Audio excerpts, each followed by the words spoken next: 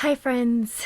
It's Caitlin with Goodish and Growing Chats, and I'm your host, and I'm grateful that you're here today. I want to continue on in our series on pregnancy loss. So, if you haven't had a chance to listen to episode 2, which is the first episode in this series, I highly recommend scooting on back and listening to that. And I want to presence again that this is a topic that can be really difficult to talk about, and it can also be really difficult to hear.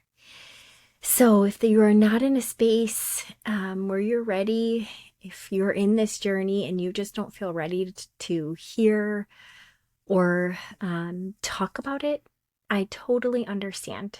And I look forward to connecting with you in a different way. And if you are, I'm grateful for you sticking around. I think I really just jumped right in episode 1. So I want to kind of frame what I'm hoping, how I can show up on and through this podcast, specifically in this series, and maybe all series, to be honest.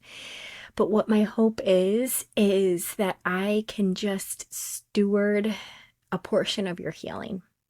So I can be a voice of encouragement, someone that has experienced this loss and felt so much, feels so much still from this lost journey, and really provide a voice of comfort when you may be needing it most. Everything I say may not land, and that's okay. But what I hold really hopeful is that what I do share does provide some sense of comfort and can feel like a hug to you when you need it most. I'm speaking through the lens of really being kind of fresh on your journey with loss. So, relatively new and feeling really exposed and vulnerable in your loss.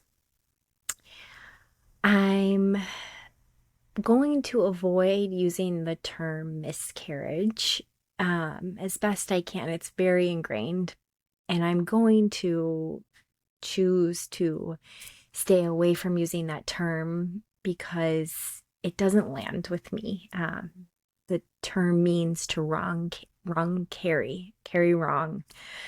And I do not believe that is true for anyone that has experienced the loss of a pregnancy or baby. I believe that we were doing what we could and the absolute best we could to provide the environment and the healthful body for our pregnancy and our baby to grow and thrive. And unfortunately, for some reason that we will never or may never understand, the pregnancy could not continue. So I will use the term pregnancy loss more times than not. And again, I wanted to say that everything I say may not land with you. And I'm always hopeful that if something doesn't, you share with me what would. So that's really my framing. I want to start by saying I am so deeply sorry that you are in this space, that you are experiencing this heartache, this loss, that you may be sitting in a space of anguish like we talked about last.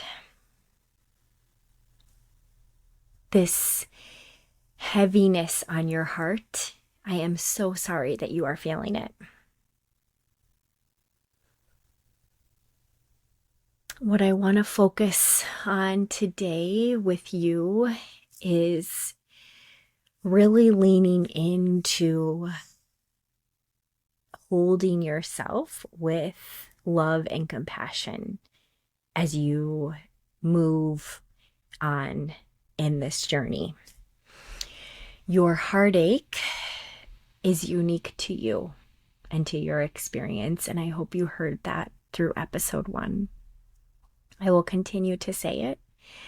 I found it to be very hurtful when others minimize my pain by telling me that 1 in 4 women go through this. The statistics were not helpful for me. Offer yourself the space to absorb what is helpful for you. And that may be the more data, numbers based information that you can read or you hear in these days. And if it is, continue to allow yourself to absorb. If it isn't, allow yourself to let it go. I love learning and reading, and I oftentimes will hold on to quotes or song lyrics, as I mentioned in my intro. One quote that feels present to me right now is from Rumi, and the quote says, "Step out of the circle of time and into the circle of love." Step out of the circle of time and into the circle of love. To be honest, I didn't find this quote until far after each of my losses. And when I read it, I realized how much I could have leveraged that wisdom from Rumi in those days after each of my losses. I found myself, and if you find yourself in this space, I want to be a companion for you through it. I found myself in this space feeling this need to be moving through my healing journey, my grief, my loss, according to others' timelines, according to timelines I was assuming others had for me. Some of them were felt through experiences with others. And what I invite us to do here is step out of that space, that confinement of time, and instead choose to step into a circle of love. What that could mean for you is identifying who you need to surround yourself with in these days to come, in these weeks, in these months to come, that will be a balm of healing for you. Maybe your circle is small. Maybe you are a person that wants to be surrounded by a lot of people right now.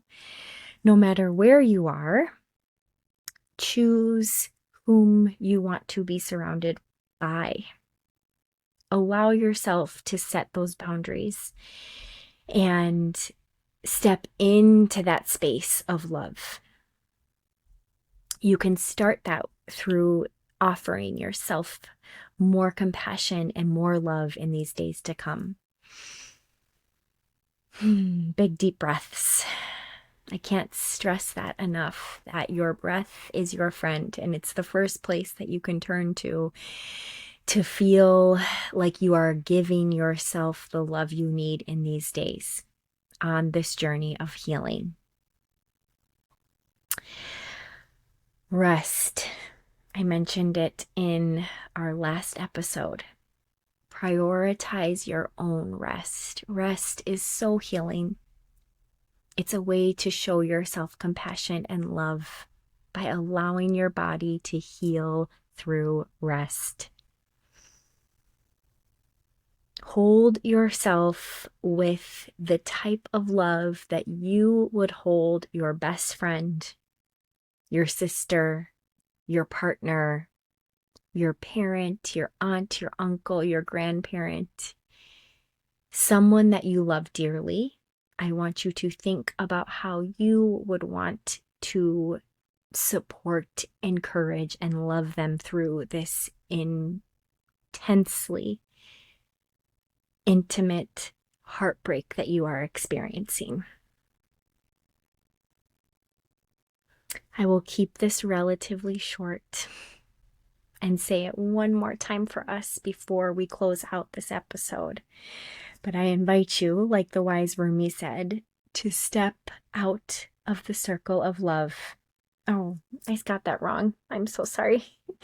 Step out of the circle of time and into the circle of love.